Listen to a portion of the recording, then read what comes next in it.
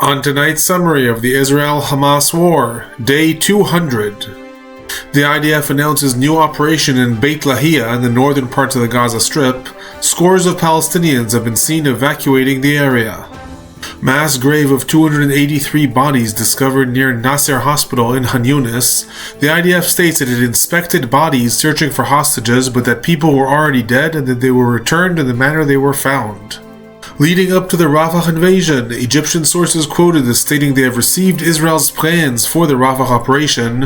AP publishes satellite images showing 10 cities being established to house evacuated Palestinian civilians. Escalations between Israel and Hezbollah, dozens of drones and Katyusha missiles fired by the organization into Israel. The IDF assassinates prominent figures in the movement. As Hamas's leadership searches for a new home, Qatar states that the leadership's presence in the country only makes sense so long as Qatar is serving as negotiator in the conflict.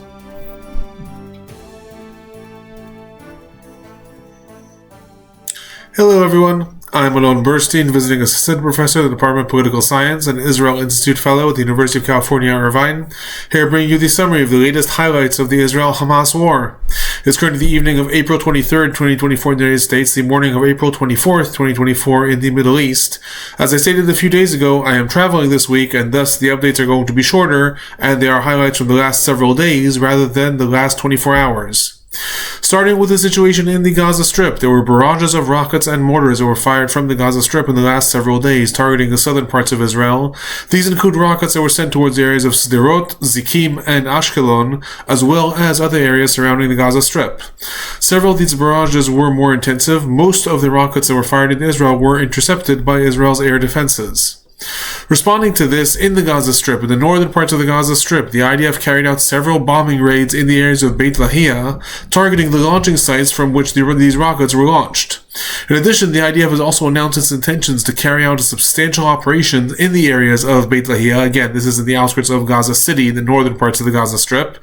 Today, on Tuesday, the IDF issued immediate evacuation orders to Palestinian civilians in these areas of Beit Lahia, stating that the IDF is intending a major operation in these areas. Pictures emerged throughout the day showing streams of civilians who were evacuating these regions. The IDF has been carrying out other operations in the surrounding areas in Gaza City. One of these was Rimal, the other was Al-Shifa Hospital several weeks ago. Now it is turning its attention towards Beit Lahia.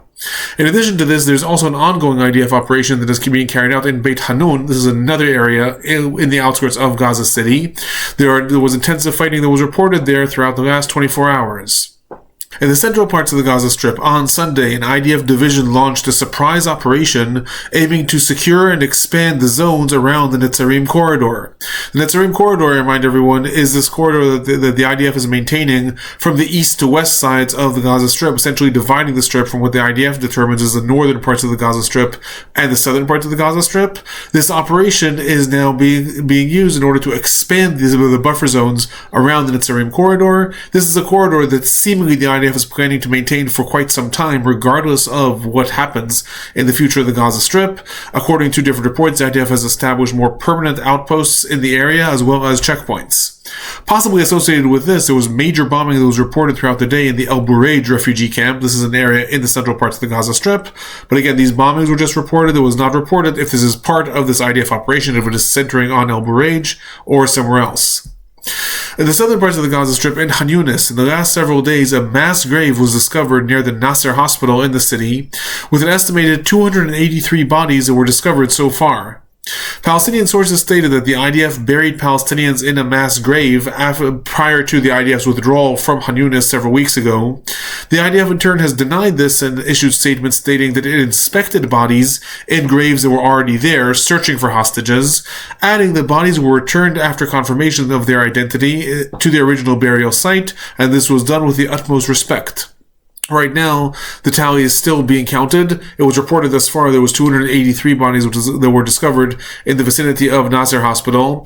I remind everyone that possibly strengthening both sides of these different allegations, on the one hand, the IDF had managed to find the body of a hostage in a grave in Khan Yunis, so the IDF has been carrying out these operations inspecting bodies, and at least in one instance was successful in finding the body of a hostage.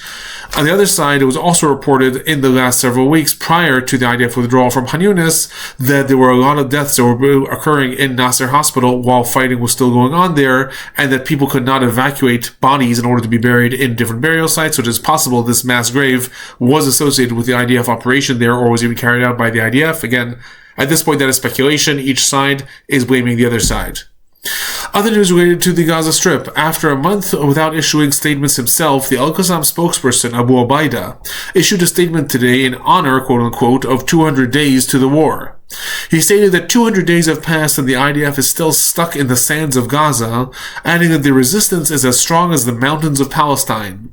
He added that, I quote, the occupation forces are continuing to try to convince the world that they have destroyed the resistance pockets in the Gaza Strip, which is a lie. End quote. In this, he seemingly is trying to allude to the fact that the IDF is stating that all that has to happen still is the invasion of Rafah and possibly the invasion of Deir el-Balah, and then after that, Hamas will be completely destroyed. According to Abu Ubaida, that is a lie. The resistance is still up and fighting. Other news leading up to the Rafah invasion. Wall Street Journal quoted the Egyptian sources on Monday, stating that Egypt has been informed about the evacuation plans that Israel is intending for Rafah leading up to this operation. According to the report, the evacuation process is due to take between 2 to 3 weeks, and the fighting in Rafah is planned, according to the IDF plan, to last roughly 6 weeks. The evacuation is expected to be towards the Khan Yunis area as well as other areas in the Gaza Strip, which will be prepared in advance to absorb and offer basic needs of the population, and is also reportedly going to be coordinated with Egypt, the United States, and the United Arab Emirates. The report adds that the IDF's plan is to gradually move troops and forces into the areas of Rafah where the Hamas leadership is believed to be hiding, i.e. that the plan is, rather than trying to do a very quick invasion of the city, to gradually move forces in and apply more pressure on the leadership, which may be associated with statements that were made by Israel's war cabinet saying that in the coming weeks, more pressure is going to be applied on Hamas to come to a hostage deal.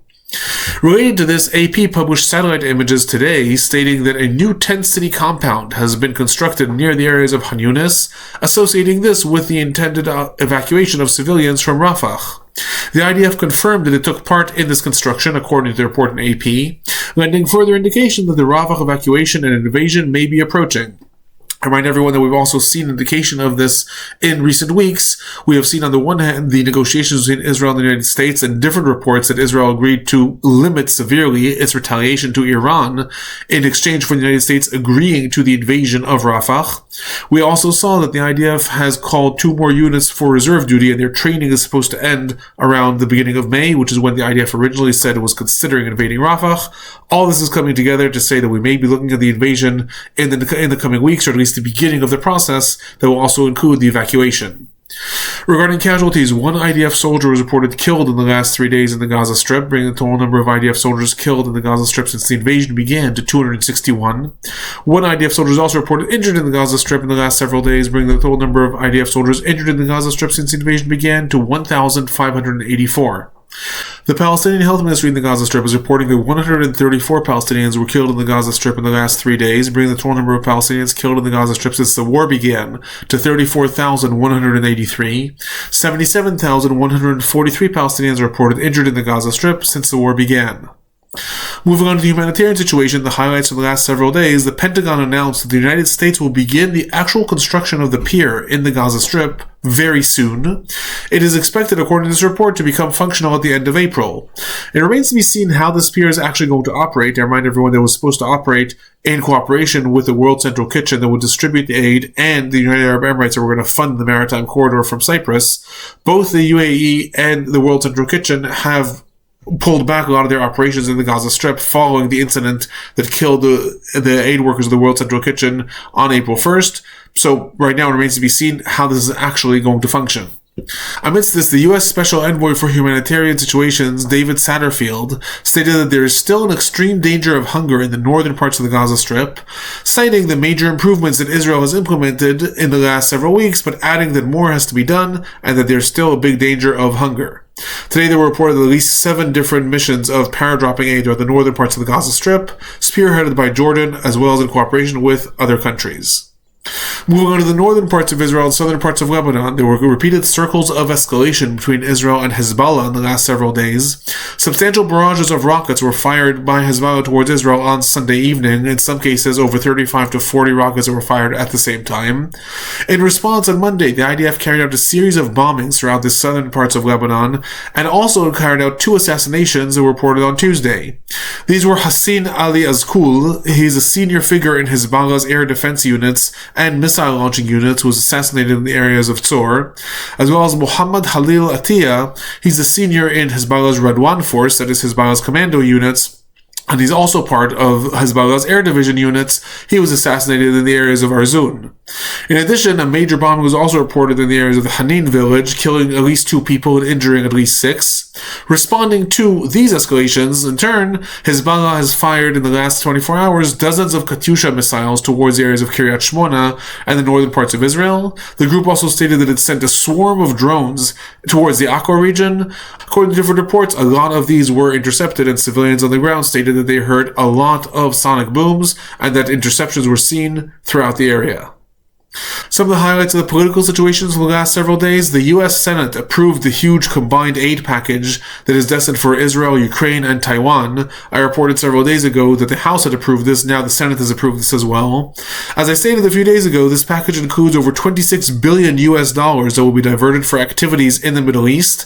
This includes nearly $15 billion for Israeli rearmaments and air defenses, $9.2 billion for humanitarian aid that includes the Gaza Strip, but not only towards the Gaza Strip, and the U.S. emphasizes that it is not going to be destined to UNRWA, and roughly $2 billion that are destined for other U.S. activities in the region. Other political highlights from the last several days: after the monumental pressure the United States has been applying on Qatar to, in turn, apply pressure on Hamas in order to try to reach a hostage deal, and after the reports from the last several days that Hamas leadership is considering leaving Qatar, Qatar stated today that there is no reason for the Hamas leadership to leave the country as long as Qatar is serving as negotiator in the conflict. However, the statement also comes in context of the fact that also several days ago, the Qatari Prime Minister Mohammed Athani stated that Qatar is reconsidering its position as negotiator between Israel and the organization.